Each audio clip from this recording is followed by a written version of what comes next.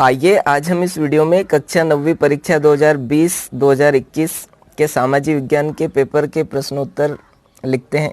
तो आइए वीडियो शुरू करते हैं। तो देखिए, आपका पहला प्रश्न है, सही विकल्प चुनिए। इसमें कर्क रेखा निम्न में से किस राज्य से होकर गुजरती है? तो इसमें मध्य प्रदेश सही रहेगा। फिर सेकंड वाला है, उत्तर भारत के विशाल मैदान में पाई जाने वाली मिट्टी। तो इसमें क वाला जलोढ़ मिट्टी। फिर रूस की संसद का नाम है, तो देखिए इसमें बता देता हूँ मैं आपको। इसमें ग वाला सही है, ड्यूमा। फिर भारत की संसद के दो सदनों के नाम, तो लोकसभा और राज्यसभा, और निर्धनता मापदंड के अनुसार, ये इसमें आ जाएगा ख वाला है ना, 2400 कैलोरी। अब देखिए प्रश्न क्रमांक 2, दिए गए विकल्पों में से सही विकल्प चुनकर रिक्त स्थान भरिए। लक्षद्वीप रिक्त स्थान से बना है, तो इसमें प्रवाल सही रहेगा। फिर सुंदरवन डेल्टा में वन पाए जाते हैं, तो मैंग्रोव वन है ना, ये वाला सही रहेगा। फिर हिटलर का जन्म ऑस्ट्रिया। फिर नेल्सन मंडेला ने दक्षिण अफ्रीका में के खिलाफ आंदोलन किया, तो गोरों के प्रभुत्व के लिए है ना। फिर अमूल डेयरी भारत के, ये तो आपको पता ही है, गुजरात में है ना। अब देखिए प्रश्न क्रमांक 3, सत्य असत्य लिखिए। दोआब का अर्थ नदी की प्रारंभिक अवस्था से है, तो ये असत्य है। फिर ये देखिए, अक्टूबर 1917 की क्रांति का संबंध रूस से है, तो ये सत्य है। फिर संविधान सभा में, ये भी सत्य है। इसके अलावा किसी देश में कानून लाने का अधिकार संसद को है, तो ये भी सत्य है।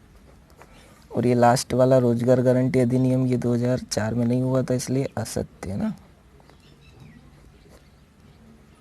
असत्य। ठीक है। अब देखिए प्रश्न क्रमांक 4, निम्नलिखित प्रश्नों के उत्तर एक शब्द या वाक्य में दीजिए। किस नदी को दक्षिण की गंगा के नाम से जाना जाता है? तो इसमें आ जाएगा गोदावरी नदी है ना।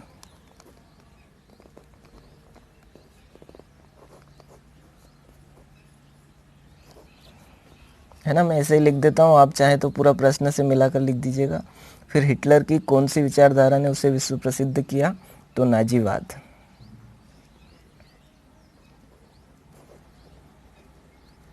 नाजीवाद विचारधारा है ना।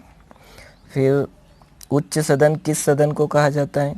तो राज्यसभा को कहा जाता है।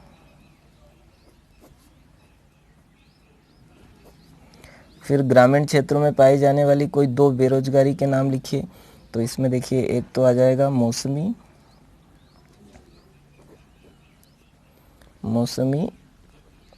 और दूसरी आ जाएगी प्रच्छन्न।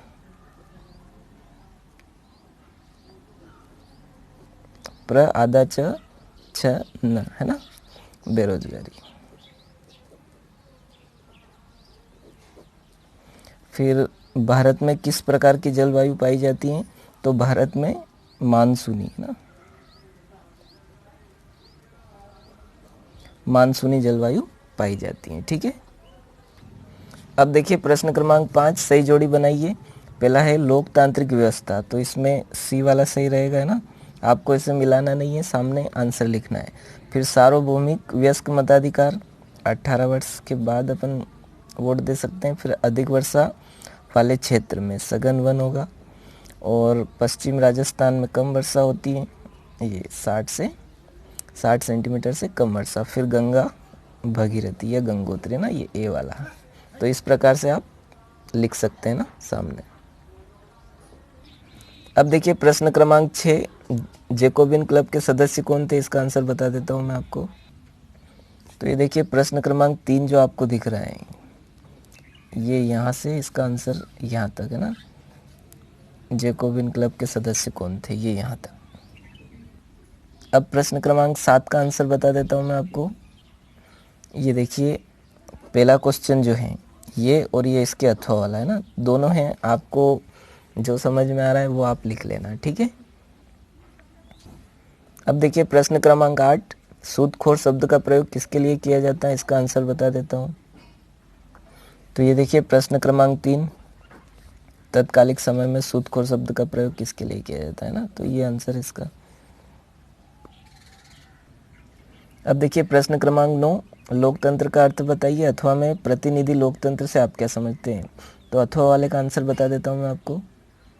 तो ये देखिए तीसरा वाला जो प्रश्न है, प्रतिनिधि लोकतंत्र से आप क्या समझते हैं, तो ये यहाँ से हेडिंग है और यहाँ तक इसका आंसर है। ठीक है,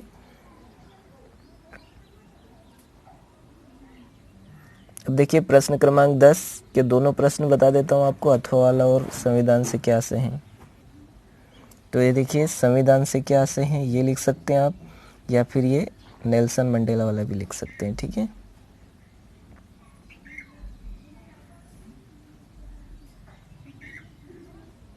अब देखिए प्रश्न क्रमांक 11, मानक समय से आप क्या समझते हैं, इसका आंसर बता देता हूँ मैं आपको। तो ये देखिए पहला क्वेश्चन है, मानक समय से आप क्या समझते हैं ना, तो ये इसका आंसर यहाँ तक है।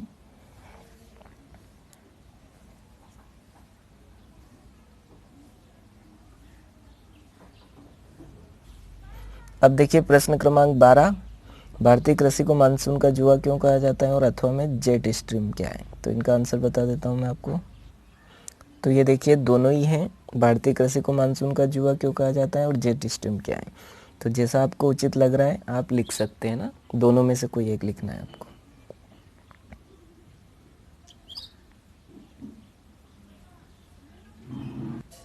अब देखिए प्रश्न क्रमांक 13 के दोनों बता देता हूँ, अथवा वाला भी बता देता हूँ आपको। नेपोलियन के उदय को कैसे समझाया जा सकता है, तो ये देखिए तीसरा और चौथा दोनों आपके सामने हैं। नेपोलियन के उदय को कैसे समझाया जा सकता है ये लिख सकते हैं आप, या फिर फ्रांस के दास प्रथा का उन्मूलन कैसे हुआ समझाइए, ये भी लिख सकते हैं। ठीक है,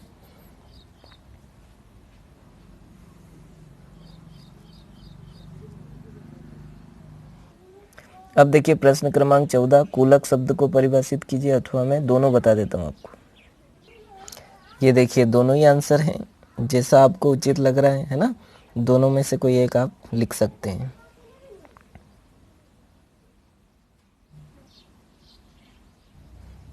अब देखिए प्रश्न क्रमांक 15, सदाबहार वन एवं पतझड़ वन में अंतर बता देता हूँ मैं आपको। तो ये देखिए आप सदाबहार वन एवं पतझड़ वन में अंतर।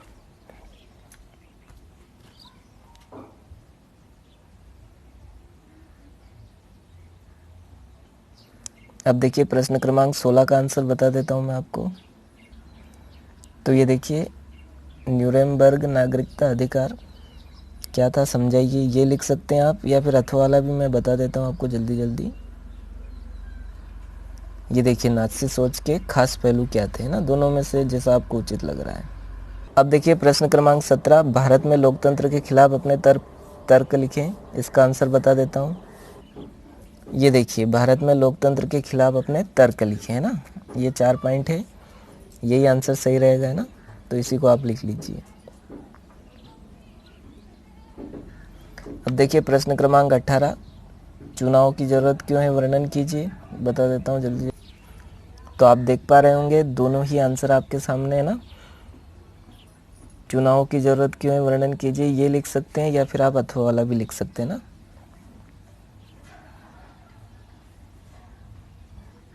अब देखिए प्रश्न क्रमांक 19 के दोनों आंसर बता देता हूँ मैं आपको। देखिए आप ये भी लिख सकते हैं और अथवा वाला भी बता देता हूँ,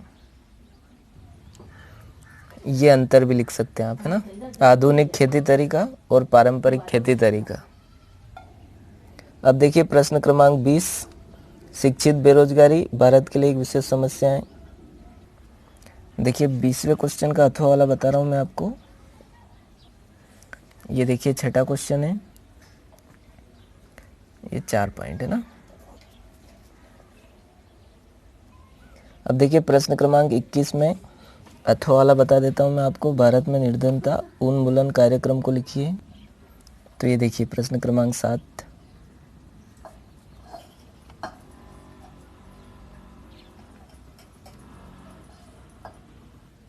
अब देखिए प्रश्न क्रमांक 22 का आंसर बता देता हूँ मैं आपको। तो ये देखिए प्रश्न क्रमांक 3, भारत को कितने भौतिक विभागों में बांटा गया है, किसी एक का वर्णन कीजिए ना। तो ये 6 भौतिक विभागों में बांटा गया है, उसमें से हिमालय पर्वत का वर्णन इन्होंने कर रखा है, तो स्क्रीनशॉट ले लीजिए। अब देखिए प्रश्न क्रमांक 23। तो ये देखिए दोनों ही आंसर आपके सामने हैं। हिमालय तथा प्रायद्वीपीय नदियों की तुलना कीजिए और अथवा में गंगा नदी तंत्र को समझाइए, है ना। तो इसमें ये थोड़ा कट चुका है, तो आप यही लिख लें ना अंतर। अब देखिए प्रश्न क्रमांक 24। ये देखिए 18वीं सदी में फ्रांसीसी समाज के तीनों स्टेटस के बारे में लिखिए ना। तो इसका स्क्रीनशॉट ले लीजिए आप।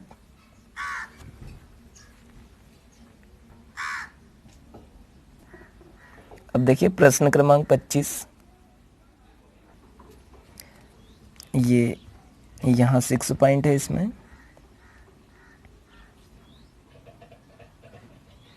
तो आप स्क्रीनशॉट ले सकते हैं इसका वीडियो रोककर।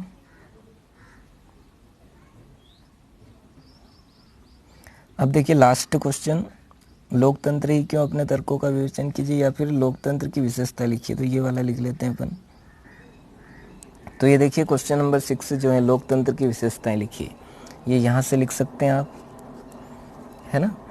तो अपने 9th क्लास वाले विद्यार्थियों तक इस वीडियो को ज़रूर पहुँचाइए। और यदि आपके पास प्रश्न बैंक यदि था तो उसमें ऐसा निशान भी लगा सकते हैं आप, या फिर आप यहाँ से वीडियो रोककर स्क्रीनशॉट भी ले सकते हैं। तो आप सबका वीडियो देखने के लिए बहुत बहुत धन्यवाद।